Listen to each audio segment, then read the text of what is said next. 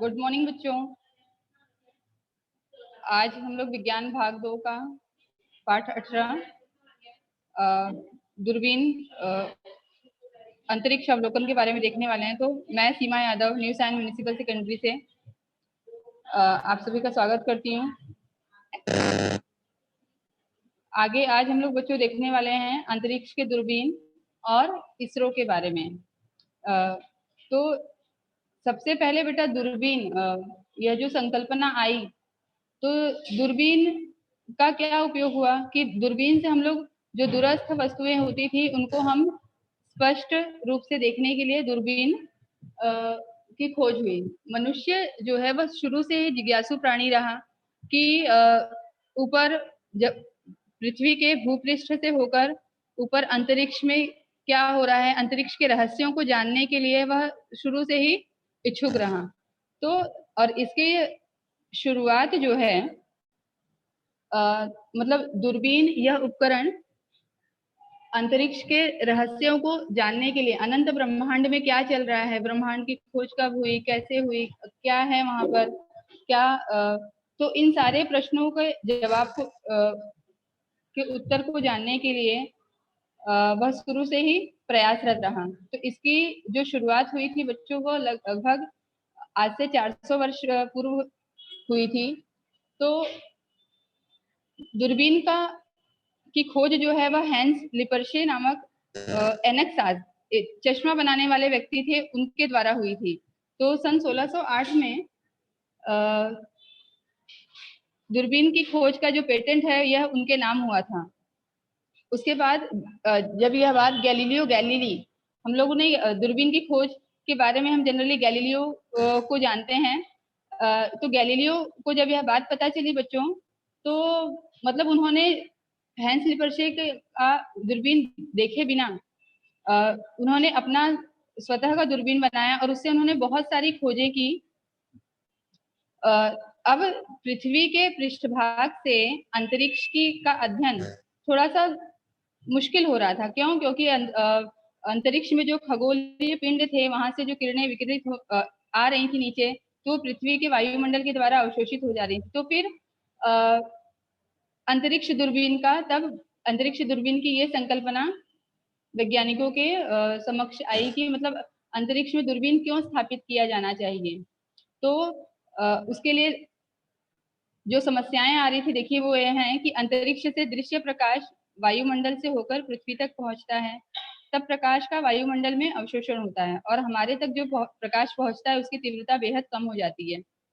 वायुमंडल के तापमान व दाब में परिवर्तन के कारण और वायुमंडल में उथल पुथल होने से दृश्य प्रकाश किरणें स्थिर नहीं रहती। ये एक कारण है अंतरिक्ष दूरबीन को की खोज करने का। उसके बाद दिन में सूर्य प्रकाश होता है जिसके कारण भी आकाश अवलोकन संभव नहीं हो पाता है। और उसके बाद बादल युक्त वायुमंडल देख रहे हैं कि ऐसे बादल आकाश में बहुत बादल है तो भी वो जो किरणें वहां से आती हैं वह भी पहुंचने में बहुत कठिनाई होती है। तो बादल युक्त वायुमंडल, रात्रि के समय शहरों के बल्बों का प्रकाश जैसी घटनाएं भी आकाश अवलोकन में करने में कठिनाई उत्पन्न करती हैं। इन सभी कठिनाइयों को दूर करने के लिए दृश्य प्रकाश की किरणों को पहाड़ों पर, निर्जन स्थानों पर स्थापित किया जाना चाहिए। ये बात वैज्ञानिकों के समझ में आई। तो देखिए ये ऐसे पहाड़ी क्षेत्र हो, वायुमंडल आसमान जो हो एकदम साफ हो, ऐसे स्थानों पर, निर्जन स्थान पर दूरबीनों को स्थापित किया जाना चाहिए। तो इन जो कठिनाइयां हमने अभी देखी कि बादल युक्त वायुमंडल, दिन में सूर्य प्रकाश और उसके बाद जो किरणें खगोलीय पिंडों से आती हैं उनको पृथ्वी का जो वायुमंडल है वो अवशोषित कर लेता है। तो इन सारी कठिनाइयों को दूर करने के लिए दृश्य प्रकाश दूरबीन को अंतरिक्ष में ही स्थापित करना चाहिए। अंतरिक्ष में यह सब परेशानियां नहीं होने के कारण प्रकाश किरणों के स्रोतों के प्रतिबिंब जो है अत्यंत स्पष्ट और स्थिर होंगे। इस संकल्पना को वैज्ञानिकों ने यथार्थ के धरातल पर उतारा और इस तरह से अंतरिक्ष के दूरबीन की खोज हुई। तो बच्चों, अंतरिक्ष के दूरबीन का जो इतिहास है मैं उसके बारे में आप लोगों को थोड़ा बता दूं कि अभी जो यह आप देख रहे हैं चित्र, हबल दूरबीन, यह अभी भी अंतरिक्ष में कार्यरत है। यह नासा के द्वारा 25 अप्रैल सन 1990 में अंतरिक्ष में प्रक्षेपित की गई थी। तो अब हबल, यह नाम इस दूरबीन को किसके द्वारा मिला? एडविन पावल हबल, यह अमेरिकी खगोल शास्त्री थे। इनकी संकल्पना थी कि हमारी जो गैलेक्सी है, आकाशगंगा मिल्की वे है, यह मतलब इसके परे भी और बहुत सारी आकाशगंगाएं हैं ब्रह्मांड में, और हमेशा के लिए मानव जाति की ब्रह्मांड के बारे में एडविन हबल ने अवधारणा बदल डाली। एडविन हबल ने यह भी खोज निकाला कि कोई भी गैलेक्सी पृथ्वी से जितनी दूर होती है उससे आने वाला प्रकाश का प्रभाव उतना ही अधिक होता है, यानी कि उसमें लालिमा जो है वह अधिक प्रतीत होती है। इस सच्चाई का नाम जो है वो हबल सिद्धांत रखा गया, जिसका सीधा अर्थ निकला कि ब्रह्मांड जो है वह निरंतर बढ़ती हुई गति से फैल रहा है। तो एडविन पावल हबल के नाम से ही इस दूरबीन को हबल दूरबीन यह नाम दिया गया। तो अब हम लोग देखेंगे कि हबल दूरबीन क्या है बेटा। तो हबल दूरबीन बोलते हैं ना कि पृथ्वी से, मतलब पृथ्वी से हम बोलते हैं ना, पृथ्वी की खिड़की से अंतरिक्ष को झांक रहे हैं। ऐसे बोलना कुछ गलत नहीं होगा कि पृथ्वी की खिड़की से हम अंतरिक्ष को झांक रहे हैं, कि पृथ्वी में अंतरिक्ष के रहस्यों को खोजने में यह हबल दूरबीन जो है वह बेहद कारगर साबित हुई। ये आप कुछ पिक्चर देखिए हबल दूरबीन के ही हैं कि किस तरह से हबल दूरबीन को बेटा चलती फिरती दूरबीन भी बोला जाता है, क्योंकि यह अंतरिक्ष में भ्रमण करती रहती है और दूर जाकर अंतरिक्ष के रहस्यों का खोज करती है। हबल दूरबीन यह पृथ्वी से लगभग 570 किलोमीटर की दूरी पर पृथ्वी की कक्षा में स्थापित है। देखिए हबल अंतरिक्ष ये जो है दूरदर्शी, एक खगोलीय दूरदर्शी है, लेकिन जो अंतरिक्ष में कृत्रिम उपग्रह के रूप में स्थित है। इसे 25 अप्रैल सन 1990 में अमेरिकी अंतरिक्ष यान डिस्कवरी की मदद से इसकी कक्षा में स्थापित किया गया था। हबल दूरदर्शी को अमेरिकी अंतरिक्ष एजेंसी नासा ने यूरोपियन अंतरिक्ष एजेंसी के सहयोग से तैयार किया था। अमेरिकी खगोल विज्ञानी एडविन पवेल हबल के नाम से इसे नाम दिया गया है, और यह नासा की प्रमुख वेधशालाओं में से क्या है, एक है। ये आप इस इमेज देख रहे हैं। तो हबल दूरबीन जो है बच्चों, इसने अंतरिक्ष के बहुत सारे रहस्यों को उजागर किया, बहुत सारे चित्र दिए। अब हबल की भी एक बहुत ही रोचक कहानी बेटा कि हबल को जब बनाया गया था, सबसे पहले इसको 1983 में लॉन्च किया जाना था, लेकिन कुछ तकनीकी खामियों के कारण और बजट की समस्या के चलते इसके लॉन्च को जो है वो टाल दिया गया। तो 7 साल बाद 1990 में इसको लॉन्च किया गया। तो अब 1990 में सफलतापूर्वक इसका प्रक्षेपण हुआ, ये गया, लेकिन वहां से जब नासा ने कुछ जो चित्र भेजे, वह चित्र जो बहुत ब्लर्ड थे, धुंधली इमेजेस थी। तो अब बोलते ना कि पूरे विश्व में यह मजाक का विषय बन गया कि मतलब इसके ऊपर लागत बहुत लगी हुई थी, लगभग 1 लाख करोड़ रुपए का उस समय में की लागत से यह हबल दूरदर्शी बना था। लेकिन अब उससे जो रिजल्ट आया था वह एकदम ब्लर्ड। तो वैज्ञानिकों के सामने ये भी बहुत बड़ी समस्या सामने आ गई। लेकिन हबल टेलीस्कोप को इस तरह डिजाइन किया गया था कि उसको अंतरिक्ष में जाकर उसकी सर्विसिंग कर सकते थे। तो पहला जो इस तरह से हबल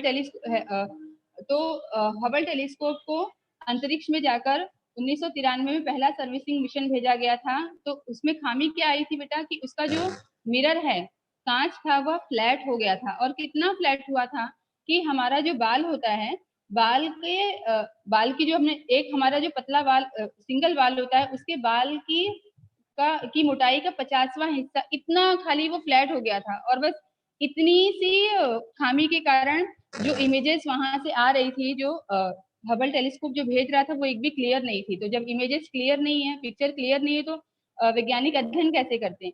तो फिर उस कमी को दूर करने के लिए नासा में ने क्या किया कि सर्विसिंग मिशन अंतरिक्ष में भेजा। वहां पर जाकर वैज्ञानिकों ने हबल टेलीस्कोप को, मतलब वो जो मिरर की जो कमी थी, रह गई थी, उसको दूर की। और उसके बाद फिर नासा ने इस तरह से इमेजेस भेजी। हबल टेलीस्कोप ने इमेजेस भेजी। जो पहला है ये देख रहे हैं आप, हेलिक्स नेबुला PSR B162026b, यह सन 2003 में इस ग्रह की खोज हबल टेलीस्कोप के द्वारा मतलब पिक्चर भेजी गई थी। तो नासा ने यह संशोधित किया कि हाँ, यह एक नए ग्रह की खोज है।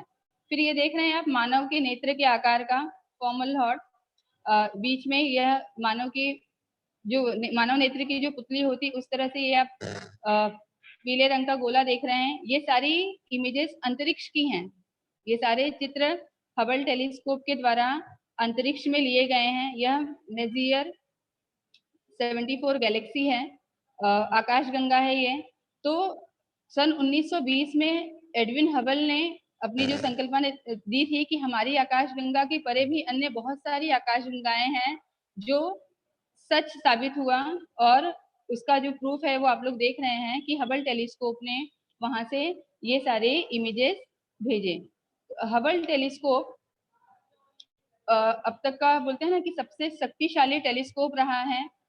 लगभग 7 लाख इमेजेस हबल टेलीस्कोप अब तक भेज चुका है। और हबल टेलीस्कोप में कुछ कमियां शुरू में आई, लेकिन लगभग उन कमियों को दूर किया गया। 5 बार सर्विसिंग मिशन भेजे गए और वैज्ञानिकों ने इसकी उम्र लगभग 15 से 20 साल जानी थी। लेकिन सन 1990 में लॉन्च किए जाने के बाद आज भी हबल टेलीस्कोप अंतरिक्ष में पूरी तरह से कार्यरत है। 30 साल इसकी उम्र हो जा रही है। और वैज्ञानिकों का ऐसा मानना है कि अगले 10 साल तक हबल टेलीस्कोप मतलब अंतरिक्ष में अपना कार्य करता रहेगा। और वापस से कोई दूसरा नया सर्विसिंग मिशन सन 2009 में लास्ट सर्विसिंग मिशन भेजा गया था हबल टेलीस्कोप के लिए। अब उसके बाद अब कोई भी नहीं भेजा जाएगा। अब हबल टेलीस्कोप से भी शक्तिशाली जो टेलीस्कोप अभी लॉन्च नहीं हुआ है बच्चों, लॉन्च होने वाला है, वो है जेम्स वेब टेलीस्कोप। आप लोगों को बता दूं मैं कि ये जेम्स वेब टेलीस्कोप की पिक्चर है। James Webb telescope Hubble telescope से काफी गुना कार्य करने में एकदम शक्तिशाली है। जेम्स वेब टेलीस्कोप अब तक का सबसे शक्तिशाली टेलीस्कोप साबित होगा। क्यों? क्योंकि यह हबल टेलीस्कोप की तुलना में काफी बड़ा है। यह अक्टूबर 2021 में लॉन्च होने वाला है। और इसको लॉन्च करने के लिए बेटा नासा नासा की एजेंसी, यूरोपीय एजेंसी और कनाडाई स्पेस एजेंसी इसमें कार्य कर रहे हैं। अब जेम्स वेब टेलीस्कोप यह जो है हबल टेलीस्कोप से क्यों शक्तिशाली है, मैं आप लोग को बता दूं कि हबल टेलीस्कोप का जो व्यास था वो 2.5 मीटर था दर्पण का।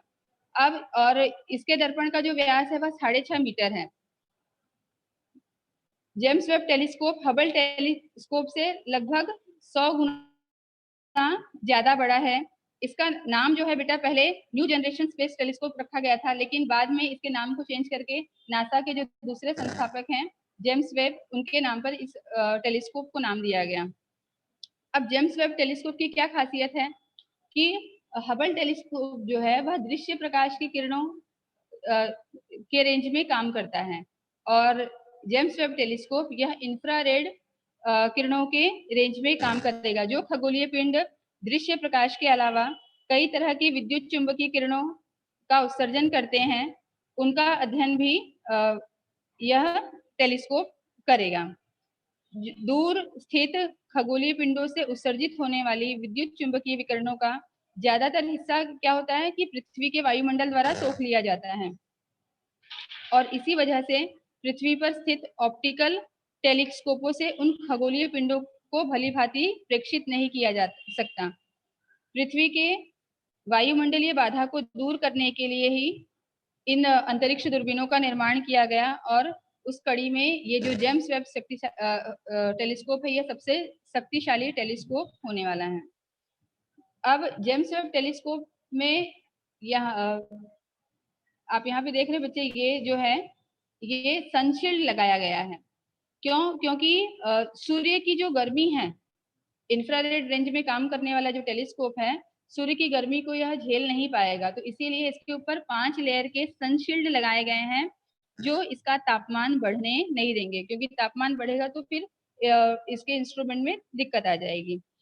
यह अब तक का सबसे अधिक लागत वाला, लगभग 9.7 अरब डॉलर की लागत वाला यह टेलीस्कोप है, जिसके दर्पण को 18 तरह से क्या किया गया है, डिजाइन किया गया है। और आप ये देख रहे हैं, ये गोल्डन कलर का, इस पे ये सोने की गोल्डन परत लगाई गई है जो अच्छी तरह से प्रकाश को परावर्तित कर सके। 18 इस टेलीस्कोप के दर्पण को जो है 18 तरीके से 18 भागों में डिजाइन किया गया है और इसे फोल्ड किया जा सकता है और प्रक्षेपण के बाद इसको हम खोल सकते हैं। इस तरह से यह टेलीस्कोप है। ये इसकी दूसरी इमेज है। ये हम लोगों ने देखा बच्चों अब तक हबल टेलीस्कोप और जेम्स वेब टेलीस्कोप के बारे में।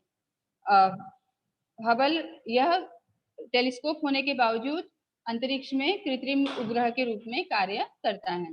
नेक्स्ट है बेटा चंद्रा उपग्रह। यह इसकी इमेज है। चंद्रा उपग्रह जो है यह चंद्रा एक्सरे वेधशाला एक कृत्रिम उपग्रह है जिसे 23 जुलाई 1999 को STS-93 पर नासा के द्वारा प्रक्षेपित किया गया था। अब इस चंद्रा उपग्रह को नाम किसके सम्मान में दिया गया बेटा? अमेरिकी भौतिक विज्ञानी सुब्रमण्यम चंद्रशेखर के सम्मान में दिया गया। चंद्रा एक्सरे अपने उच्च कोणीय रेजोल्यूशन दर्पण के कारण किसी भी पिछले एक्सरे दूरबीन की तुलना में 100 गुना अधिक संवेदनशील है। एक्सरे को परावर्तित कर सकने वाले विशेष दर्पणों का इस दूरबीन में क्या किया गया है? उपयोग किया गया है। चंद्रा दूरबीन ने तारों और आकाश गंगा के बारे में बहुत ही उपयुक्त जानकारी प्राप्त की। तो चंद्रा उपग्रह जो है बेटा वो एक्सरे से सेंसिटिव है, जो एक्सरे परावर्तित कर सकने वाले विशेष दर्पण जो हैं वह चंद्रा उपग्रह में लगे हुए हैं और बहुत ही, और इसका जो रेजोल्यूशन पावर है वह बहुत ही अधिक होता है, किसी भी दूरबीन की तुलना में 100 गुना अधिक क्या है, सेंसिटिव होता है। तो इस तरह से हम लोगों ने ये अंतरिक्ष की दूरबीन के बारे में देखा जो उपग्रह के रूप में अंतरिक्ष में कार्यरत हैं। अंतरिक्ष के रहस्यों को खोजने वाले की कितनी आकाश गंगाएं हैं, उल्का पिंड हैं, धूमकेतु हैं, इन सभी की जानकारी जो है अंतरिक्ष के दूरबीनों से हुई। अब आगे नेक्स्ट हम लोग देखने वाले बेटा इसरो।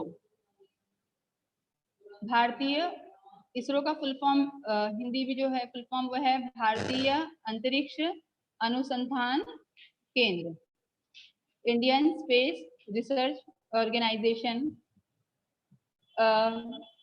इसरो ने हमारे देश के विकास के लिए बहुत ही इसरो का जो योगदान है बहुत ही महत्वपूर्ण है हर एक क्षेत्र में। भारतीय पहले हम लोग देखेंगे इसकी हिस्ट्री कि भारतीय अंतरिक्ष अनुसंधान संगठन की जो स्थापना है वह 15 अगस्त 1969 में की गई थी। तब इसका नाम जो है वह अंतरिक्ष अनुसंधान के लिए भारतीय राष्ट्रीय समिति, ये जो इनकोस्पार है, इसका जो गठन है 1962 में ही हुआ था, लेकिन बाद में इसका जो है नाम बदला गया और नाम रखा गया इसरो, जो है भारतीय अंतरिक्ष अनुसंधान संगठन। डॉक्टर विक्रम साराभाई थे, वो जो है भारतीय अंतरिक्ष अनुसंधान के जनक हैं। उनकी ही संकल्पना थी कि मतलब उनके ही कारण भारत आज अंतरिक्ष में पहुंचा हुआ है और इतने सारे हमारे उपग्रह अंतरिक्ष में कार्यरत हैं। तो अब भारतीय अंतरिक्ष अनुसंधान केंद्र है कहाँ ये? यह वायुमंडलीय अनुसंधान के लिए केरल राज्य में स्थित तिरुवनंतपुरम में थोम्बा भूमध्य रेखीय रॉकेट प्रमोशन केंद्र की स्थापना हुई है।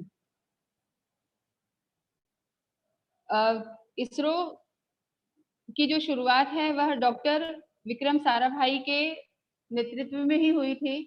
जब सन 1957 में बच्चों रूस ने अपना स्पुतनिक उपग्रह जब अंतरिक्ष में छोड़ा, तब विक्रम साराभाई ने अंतरिक्ष में अथाह गहराइयों को जाना कि अंतरिक्ष के अंदर बेहद रहस्य छुपे हुए हैं और इनकी खोज होनी चाहिए। तब अंतरिक्ष अनुसंधान केंद्र की अलग इस विभाग की स्थापना नहीं हुई थी, इसको परमाणु विभाग के साथ जोड़ा गया था। लेकिन समय जैसे जैसे बीतता गया वैसे वैसे अनेक अनेक खोज होते गई और अंतरिक्ष विभाग एक अलग स्थापित हुआ।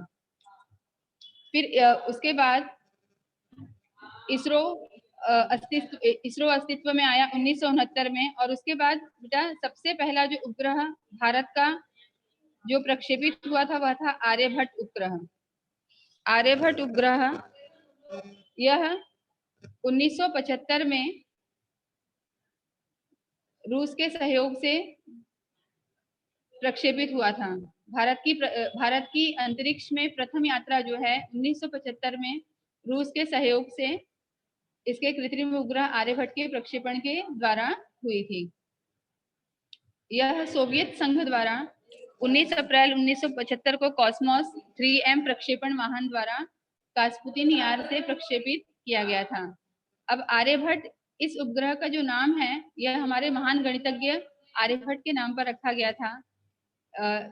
लेकिन दुर्भाग्यवश इस उपग्रह ने 5 दिन बाद ही अपना काम करना बंद कर दिया था। लेकिन फिर भी भारत के लिए अपने आप में बहुत ही बड़ी उपलब्धि थी कि हमारा एक उपग्रह तो अंतरिक्ष में गया। और लेकिन दुर्भाग्यवश तकनीकी कमियों के कारण अंतरिक्ष यान से सारे संकेत जो है ऑपरेशन के 5 दिनों बाद मिलना क्या हो गए थे, बंद हो गए थे। तो इस तरह से हमारा पहला जो उपग्रह है सन 1975 में 19 अप्रैल 1975 में आर्यभट्ट के नाम से अंतरिक्ष में गया था।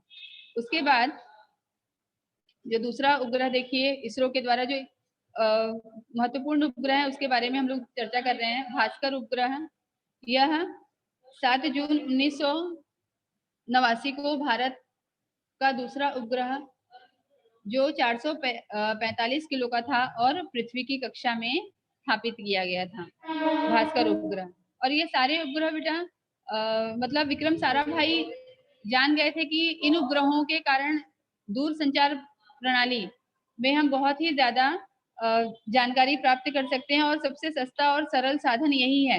उपग्रह के माध्यम से हम जानकारी ले सकते हैं। अगला देखिए उपग्रह है रोहिणी उपग्रह। रोहिणी उपग्रह यह भी इसरो के द्वारा ही संचालित उपग्रह था जो क्या किया गया था, लॉन्च किया गया था। अभी इसरो ने बहुत सारे उपग्रह प्रक्षेपित किए।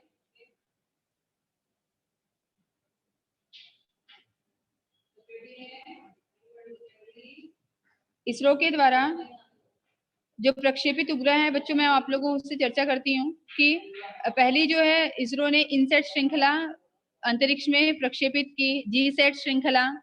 फिर तो इनसेट श्रृंखला का क्या उद्देश्य था? इनसेट श्रृंखला जो थी वह बहुउद्देशीय भूस्थिर उपग्रहों की श्रृंखला थी जिसकी क्या जरूरत थी कि भारत के दूर संचार प्रसारण, मौसम विज्ञान, खोज और बचाव की जरूरत को जानने के लिए इनसेट श्रृंखला का निर्माण किया गया था। इनसेट श्रृंखला जो है 1A से लेकर D तक ऐसे शुरू की गई थी। इनसेट श्रृंखला एशिया प्रशांत क्षेत्र में सबसे बड़ी घरेलू संचार प्रणाली है जो अंतरिक्ष विभाग, दूर संचार विभाग, भारत में मौसम विज्ञान विभाग, ऑल इंडिया रेडियो और दूरदर्शन का एक संयुक्त उद्गम है। यह इसरो के द्वारा यह उपग्रह जो है प्रक्षेपित किए गए थे। इसरो जो है यह बेटा एक अनुसंधान केंद्र है। अभी नासा और इसरो में क्या अंतर है कि नासा जो है अंतरिक्ष में बेटा एक प्रशासकीय एजेंसी है नासा, और इसरो जो है यह एक अनुसंधान केंद्र है। यहाँ पर अनुसंधान रिसर्च हो रहे हैं। इसरो ने अपने बहुत सारे लॉन्चिंग प्रक्षेपण यान बनाए, लॉन्चिंग वाहन बनाए जिससे उपग्रहों को लॉन्च किया गया। इसरो की एक सबसे बहुत बड़ी उपलब्धि बच्चों सन 2017 में इसरो ने 104 उपग्रहों को एक साथ अंतरिक्ष में प्रक्षेपित किया था। और उन 104 उपग्रहों को किसके द्वारा पीएसएलवी यान के द्वारा, पीएसएलवी प्रक्षेपण यान के द्वारा उनको लॉन्च किया गया था और सफल, और यह जो लॉन्चिंग ये था ये एकदम सफल रहा था। अगला हम लोग देखेंगे बेटा कि और कौन से उपग्रह इसरो के द्वारा प्रक्षेपित हुए हैं। तो भारतीय सुदूर संवेदन उपग्रह आईआरएस जिसको कहते हैं, इसका उपयोग किस लिए किया गया था बेटा, कि नागरिक उपयोग के लिए दूर संवेदी उपग्रहों का जो है यह आईआरएस जो है यह बड़ा समूह है। उसके बाद रडार इमेजिंग सैटेलाइट, यह उपग्रह भी इसरो के द्वारा अंतरिक्ष में प्रक्षेपित किए गए। गगन उपग्रह निवेश प्रणाली, यह भी यह जो उपग्रह है यह गगन के नाम से जाने वाला भारत का उपग्रह आधारित हवाई यातायात संचालन तंत्र है। मैडम थोड़ा, लक्ष्मी मैम, 10 अगस्त 2010 को इस सुविधा को प्राप्त करने वाला जो है भारत विश्व का चौथा देश बन गया था। अंतरिक्ष में बेटा जो हवाई यातायात संचालित करने का जो तंत्र है, यह इसमें जो भारत जो है यह विश्व का चौथा देश बन गया। इस तरह से इसरो ने बहुत ही महत्वपूर्ण कार्य किए। अंतरिक्ष, भारत अंतरिक्ष में होने का जो महत्वपूर्ण दारोमदार जो जाता है वो डॉक्टर विक्रम साराभाई को, जिन्होंने भारत को अंतरिक्ष में पहुंचाया। इस बार उनकी ही संकल्पना थी कि भारत जो है वह अंतरिक्ष में पहुंचा और अंतरिक्ष के रहस्यों को जानने में हमने मतलब बहुत ही सफलता हासिल हुई। भारत जो है आज वर्तमान समय में बहुत सारे प्रक्षेपण यान का स्वतः मतलब स्वदेशी तकनीक के आधार पर प्रक्षेपण यानों का निर्माण किया गया है, जो सफलतापूर्वक उपग्रहों को प्रक्षेपित करने में सक्षम रहे हैं। इस तरह से इसरो जो है, इसरो के कार्य को पूरे विश्व ने एक स्वर में स्वीकारा। इसरो के द्वारा ही जो है सारी मतलब जल विज्ञान, भू विज्ञान, इन सब के बारे में जानकारी जो है जो उपग्रह भेजे गए अंतरिक्ष में उनके द्वारा जो जानकारी आई, तो इससे हमें बहुत सारा आंकड़ा जो है, डेटा जो है प्राप्त हुआ और अध्ययन करने में वैज्ञानिकों को सहायता मिली।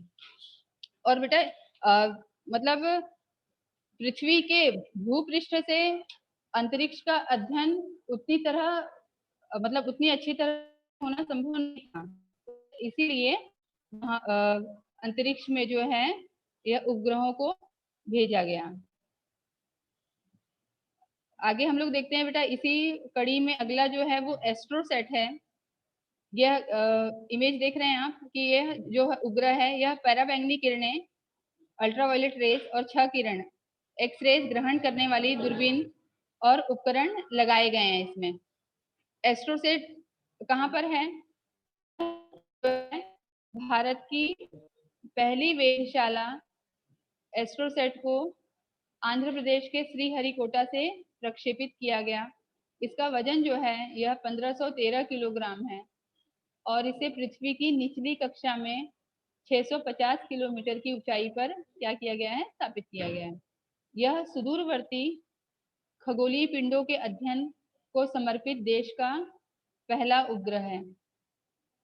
इसरो के मुताबिक एस्ट्रोसेट जो है वह एक ही समय में ultraviolet, optical, low and high energy, X-ray waveband में ब्रह्मांड की निगरानी में सक्षम है।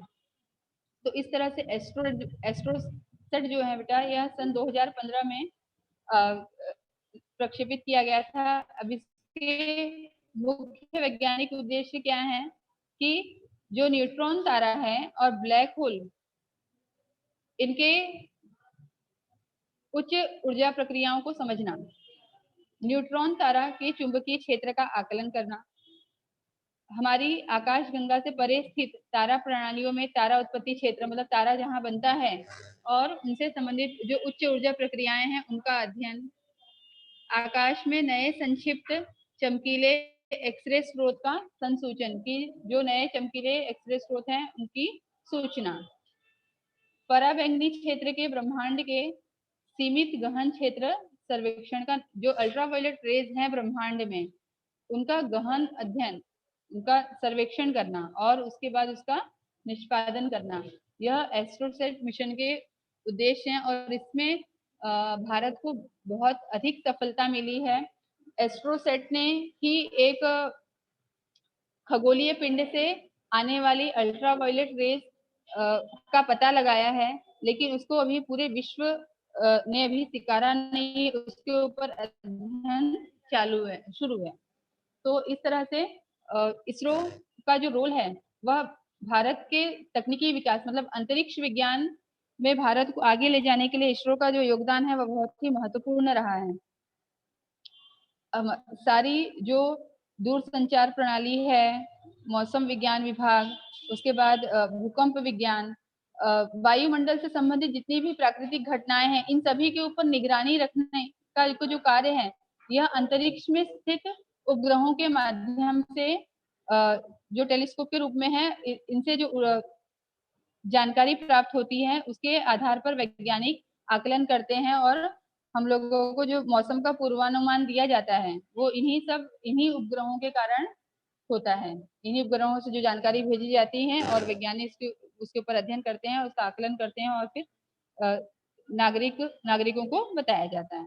तो इस तरह से इसरो जो है यह भारत को, मतलब विश्व के सामने भारत के अंतरिक्ष अनुसंधान को पूरे विश्व ने स्वीकारा।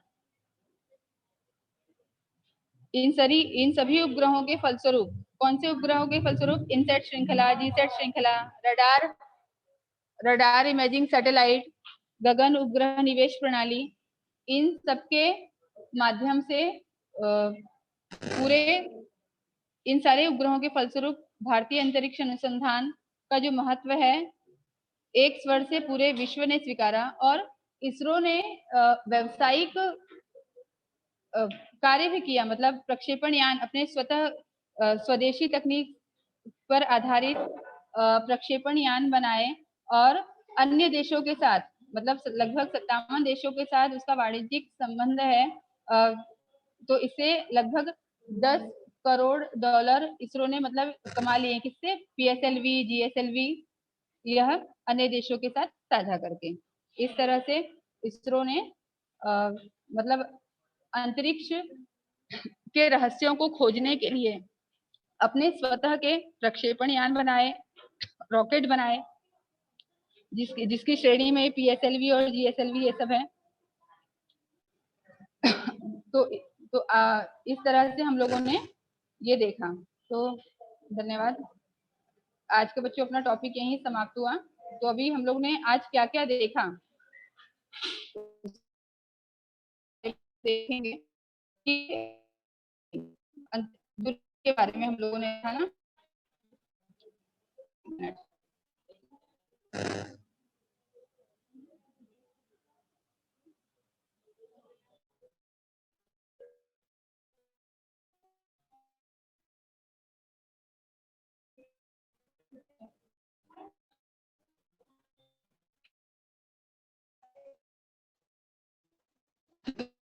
की आवश्यकता की बेटा, दूरबीन से हम दूरस्थ स्थित वस्तुओं को बड़ा और स्पष्ट देख सकते थे, समीप देख सकते थे।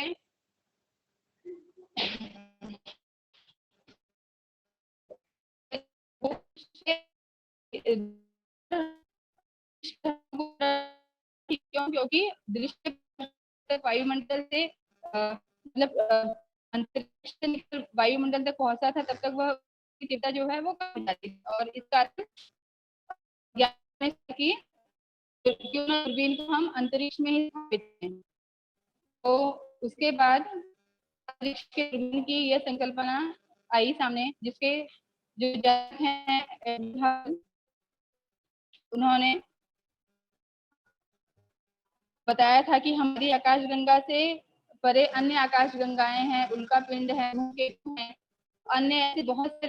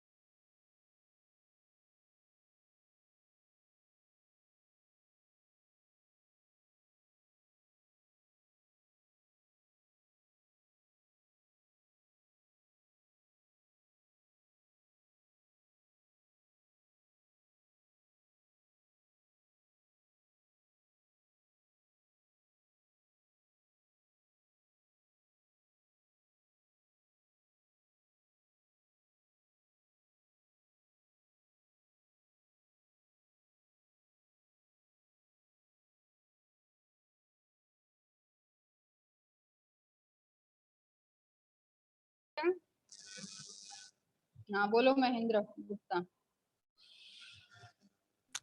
टीचर, अंतरिक्ष अवलोकन के लिए दूरबीन का उपयोग सर्वप्रथम कौन से वैज्ञानिक ने किया? अंतरिक्ष अवलोकन के लिए बेटा दूरबीन का जो अंतरिक्ष अवलोकन के लिए जो सर्वप्रथम दूरबीन गई थी जो बेटा वो हबल गई थी, जो एडविन पावल हबल वैज्ञानिक ने की थी। और कोई बच्चों? Good morning madam. Very good morning बेटा, very good morning. AstroSat mission के वैज्ञानिक उद्देश्य कौन से हैं? हाँ, एस्ट्रोसैट मिशन के वैज्ञानिक के उद्देश्य कौन से हैं? बेटा न्यूट्रॉन तारा की खोज करना, जो अत्यधिक उच्च ऊर्जा के जो क्षेत्र थे उनके बारे में अध्ययन करना, यह सारा एस्ट्रोसैट मिशन का उद्देश्य था कि न्यूट्रॉन तारा और जो नए तारे बनते थे तो उनके वो तारे जहाँ बनते थे तो उनके क्षेत्र का अध्ययन करना, उनसे संबंधित जो ऊर्जा है उसका अध्ययन करना, यह सब एस्ट्रोसैट मिशन का उद्देश्य है। वेलकम बेटा।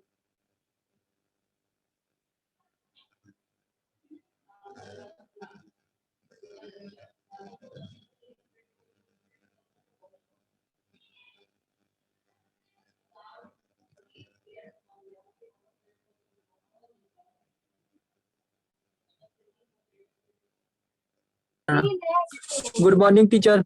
वेरी गुड बेटा, बोलो। टीचर, जो हबल टेलीस्कोप भेजा गया था टीचर, वो जब उसके अंदर कमी आई थी तो वो कौन से सन में ठीक हुई थी? बेटा उसको 1993 में पहला सर्विसिंग मिशन भेजा गया था, तो उस समय जो उसका जो समतल दर्पण था उसके अंदर कमी आ गई थी और उस कमी को दूर किया गया था। वैज्ञानिक गए थे,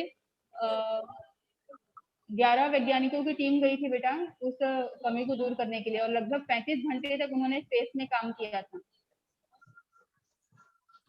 ओके टीचर। उस दर्पण की कमी को दूर किया गया और उसके बाद जो हबल ने जो चित्र भेजे वह एकदम क्लियर, जिससे वैज्ञानिकों को अध्ययन करने में सहायता मिली। Thank you teacher. वेलकम।